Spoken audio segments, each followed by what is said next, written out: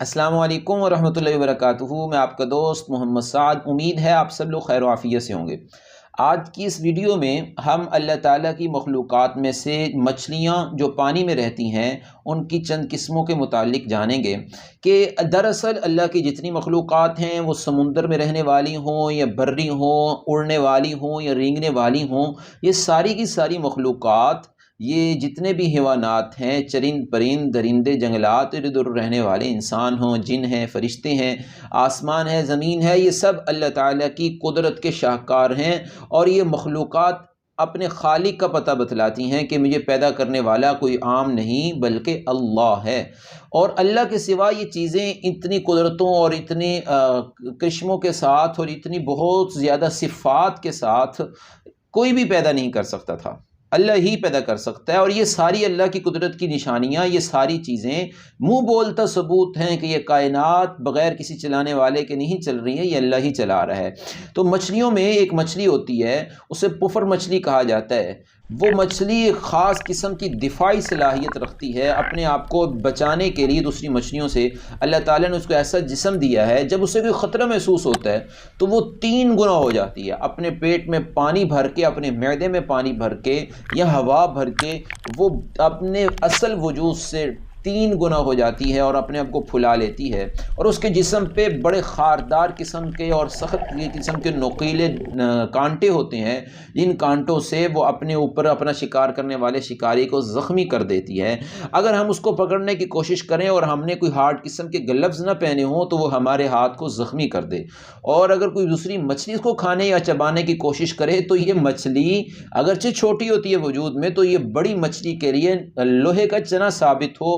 اور وہ اس کے منہ کو زخمی کر دے۔ تو یہ اس مچھلی کو کس نے سکھلایا ہے؟ کون سی قدرت ہے، کون سی ایسی چیز ہے جس نے اسے سکھلایا ہے کہ جب تمہیں خطرہ ہونا ہے تم نے اپنے آپ کو پھلا لینا ہے اور اپنے کانٹے باہر نکال دینے ہیں؟ اس نے کسی ایسے کالج یا یونیورسٹی یا ایسے ادارے میں جاب نہیں کی ہے، یا اس سے نہیں پڑھا ہے جہاں دفاع یا اپنا آپ کی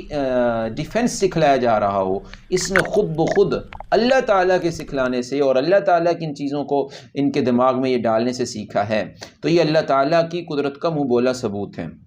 اس کے علاوہ ایک مچھلی، یہ بھی ایک ایسی مچھلی ہوتی ہے جو شکاری مچھلی کہلائی جاتی ہے، جسے ہم آرچر مچھلی کہتے ہیں، آرچر فش کہہ سکتے ہیں، یعنی تیر اندازی کرنے والی فش۔ اس کے منہ میں، اس کا باریک سا منہ ہوتا ہے اور اس کے منہ میں اللہ تعالیٰ نے ایک گن فٹ کی ہوئی ہے، یہ پانی کی گولیاں بنا کے فائر کرتی ہے، اور اس کے اندر ایک خاص قسم کی صلاحیت یہ پائی جاتی ہے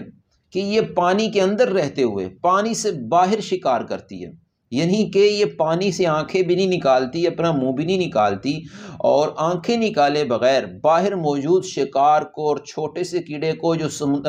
ندی یا تالاب یا سمندر، دریا، نہر کے کنارے پہ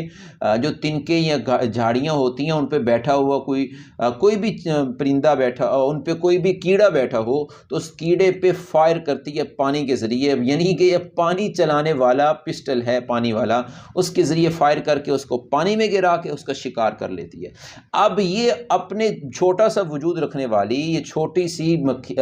مچھلی تقریباً 2-2.5 فٹ کی دوری پہ پانی بہت سپیڈ سے مار کر اس کیڑے کو پانی میں گرا کے کھانے کی، اس کو یہ شکار کرنے کی، یہ فائر کرنے کی، اور اس کے منہ میں یہ بندوق کس طرح فٹ ہوئی، اور اس کو کس شکاری نے یہ سکھلا دیا، اس کو کس آرچر نے یہ بات بتلا دی کہ آپ اس طرح کر سکتے ہیں؟ کوئی بھی نہیں ہے۔ اگر کسی ہستی کا نام آتا ہے، کسی ذات کا نام آتا ہے جس کی یونیورسٹی اور جس کی خانہ قدرت سے اس نے یہ چیزیں سیکھی ہیں، اور وہ ذات ہے اللہ کی۔ اور یہ سب کچھ خود بخود نہیں ہوتا ہے، کوئی چیز بغیر سیکھنے کے نہیں آتی ہے، کوئی چیز بغیر کسی دینے والے کے نہیں ملتی ہے۔ یہ ساری مچھلیوں اور ان قدرت کی چیزوں کو اللہ تعالیٰ سکھلا رہا ہے اور اللہ تعالیٰ چلا رہا ہے۔ یہ کائنات ایک چلانے والے ذات کے ساتھ چل رہی ہے۔ پتہ یہ چلتا ہے کہ جارج کا اور ڈارون جیسے